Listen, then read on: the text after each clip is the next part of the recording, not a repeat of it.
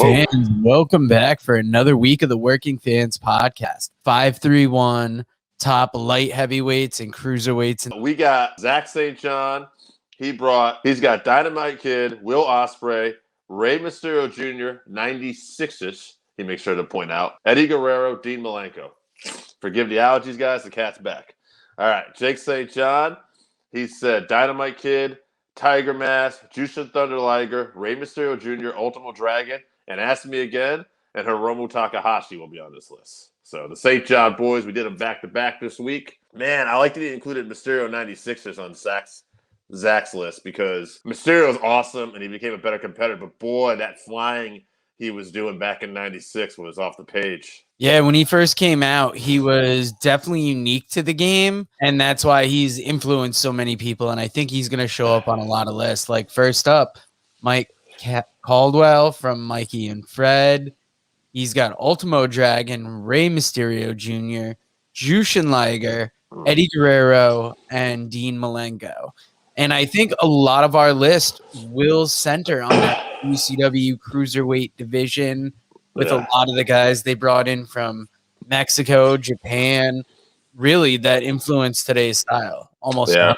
Rey Mysterio, Ultimo Dragon, Liger. I feel like that could almost be your top three right there, but we'll see as this list goes on. I mean, obviously Guerrero, Malenko. We got some people that are going to make this list. I'll go right into Mike Flynn, who's got Ray Jr. again. And before he got all jacked up, Will Ospreay. So Ospreay makes another list. Hiromu Takahashi, pre-WE Ricochet, and Bryan Danielson. Now, that's interesting about Danielson because he is a smaller guy, but I think everybody tends to think of him as that main event status guy now. You talk about a guy who can do it all on the ground and is just one of the all-time greats. How do you not include Bryan Danielson? Yeah, and cruiserweight, it is a weight class, but a lot of the times, especially you'll even see in Japan, it almost seems to be that class that's just below the main event class because like in the last couple of years, they made a big note about Will Ospreay moving from that status to the heavyweight status. It's interesting how it is a weight class, but it'll almost be like a class where you could be contender-wise. And to jump on that just a little bit, too, Kenny Omega, they did the same thing a few years back with him, too, when he moved up in Japan in that heavyweight division. And it's one of those things, too, I feel like as these guys move up and they get main event status, they're almost forgotten about as the top cruiserweights. You know what I mean? Like, Jericho will make this list, I'm sure, by a few people, but we tend to think of him as Chris Jericho, main eventer. Whereas top cruiserweights, we tend to just keep that center to Ultimo Dragon, Dean Malenko, and other guys who never quite made it, with the exception of Rey Mysterio, to that upper world title picture. And Rey obviously only had a cup of coffee up there, but still. Yep. Now, the next person we have is Howdy Price. He is at Price Howdy on Twitter. These are one of the many Twitter lists we got. And he has an almost totally Japanese list. He's got Super Delphin, Grand Naniwa, Jushin Thunder Liger, Ikatu Hidaka, and Taka Michinoku. Now, Ikatu Hidaka, he showed up on some of the old MLWs. I'm so glad I gave you those lists. Was not planning that. I didn't even look at that, but I know between Grand Naniwa and Ikatu Hidaka, those would be some tongue twisters. Bless you, my son. I'm a big fan of Liger. I've heard of Super Dolphin.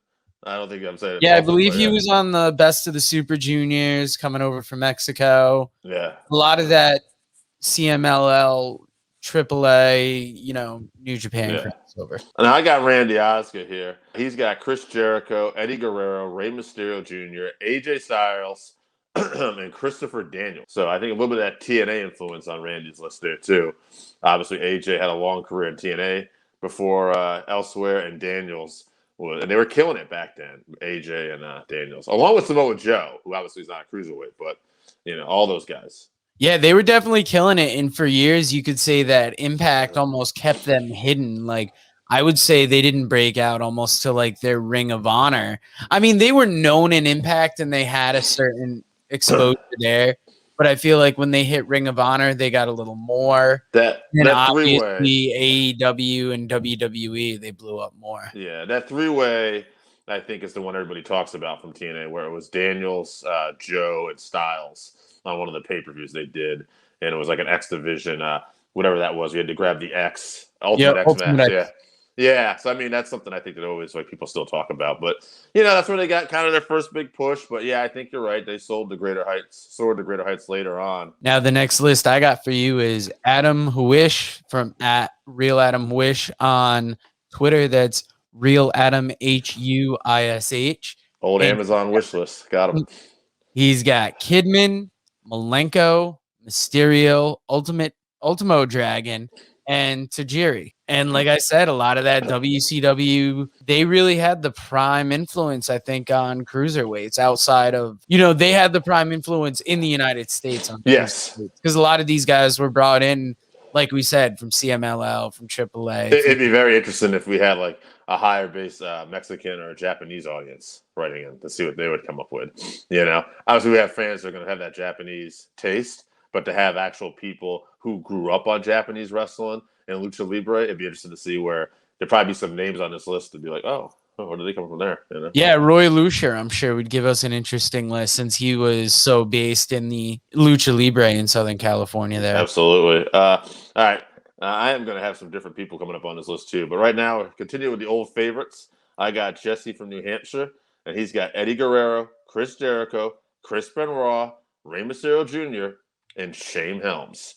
Now, Shane Helms obviously had his run as the Hurricane in WWE and actually had a pretty good run for a lighter weight guy with the cruiserweight belts at WWE as far as WWE goes. But he also had a hell of a run as part of 3 Count in WCW too. Just an awesome guy to follow on Twitter. Cool to see that he's got some love on Jesse's list here. Yeah, next list I got is Jason Bayless. That's at TEH_JAYBEE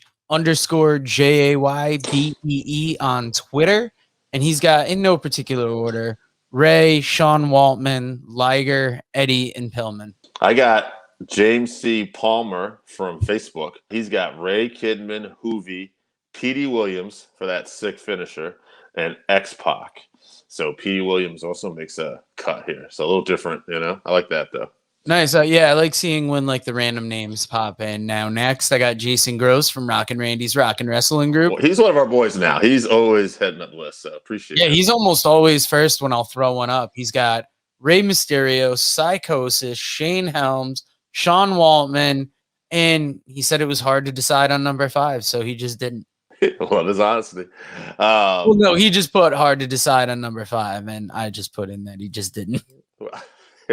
He did it. That's why I appreciate him. I got Rodney Malcolm coming in this week. He's got Hoovy, Ray Phoenix, Rey Mysterio, Thunder Liger, and Dean Malenko. Okay, good to see Malenko on this list. I feel like maybe he hasn't made enough of these, honestly.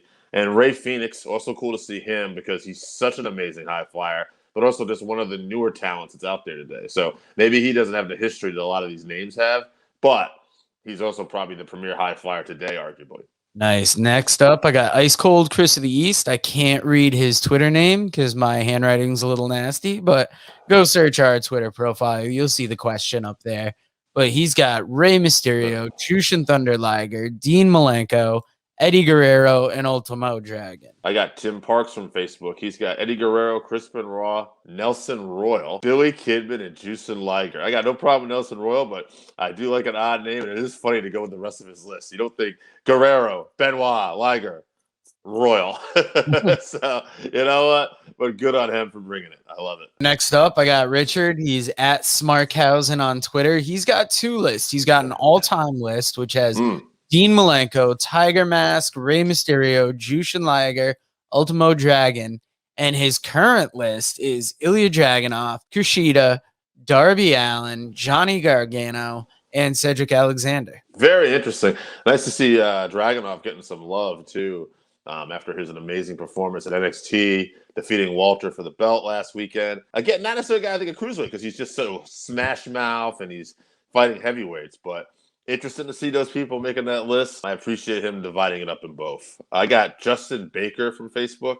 He's got Ultimate Dragon, Liger, another one, Bryan Danielson, Psychosis, and 123 Kid, and any other name he had. My list is last. I've got Juventud Guerrera, Dean Malenko, Ultimo Dragon, Jushin Thunder Liger, Rey Mysterio, And Jake rules in effect. I had to put Kushida in that 6th spot.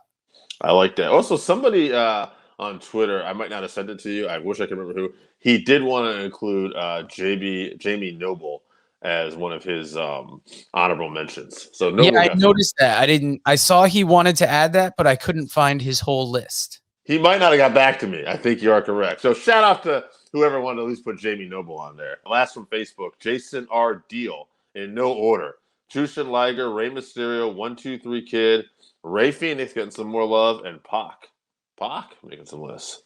An oldie favorite here, Scott. He's got Jushin Liger, Chris Jericho, Eddie Guerrero, Owen Hart, and Mysterio. Now, I also want to point out, Scott did tell me we might have done this list before.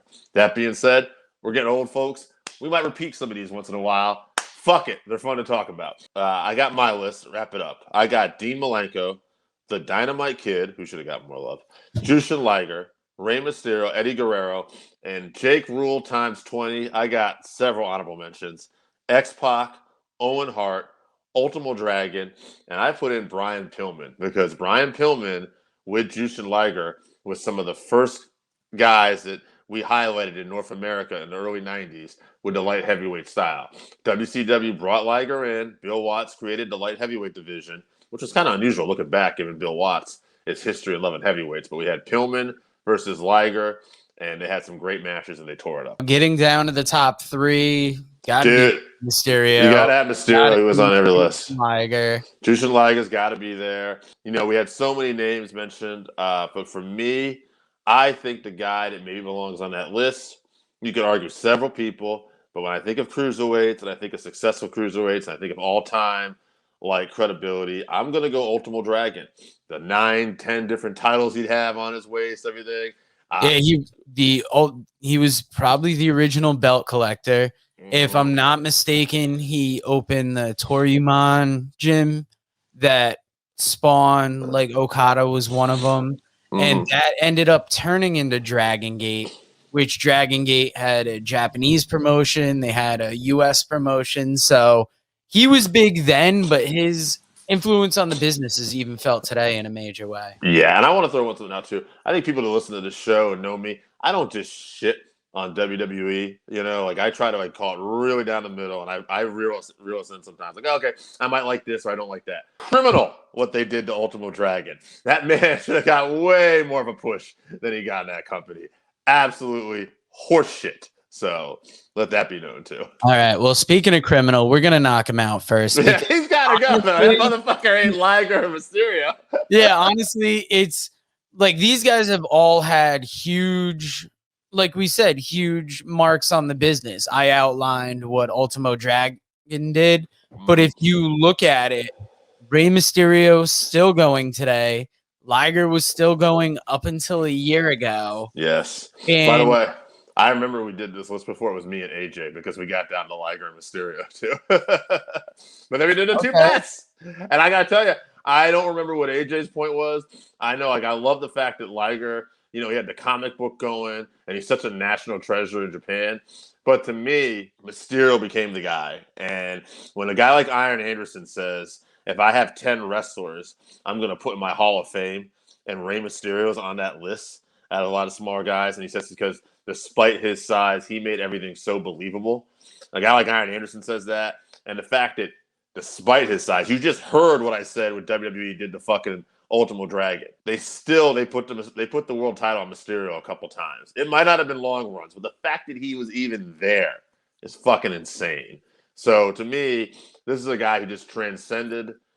I mean, he's one of those names. I don't think he's like obviously Cena or Hogan or Austin, but I think he's one of those names that casual fans might know. You know, we go, oh, Rey Mysterio, the guy with the mask that does all the jumps. You know what I mean? Like he just became one of those marquee guys, and I think he's the guy that should have this. Yeah, 100%. And Dave, you know what the music means. Our top light heavyweight, Rey Mysterio. Folks, join us again next week, and we will talk to you then.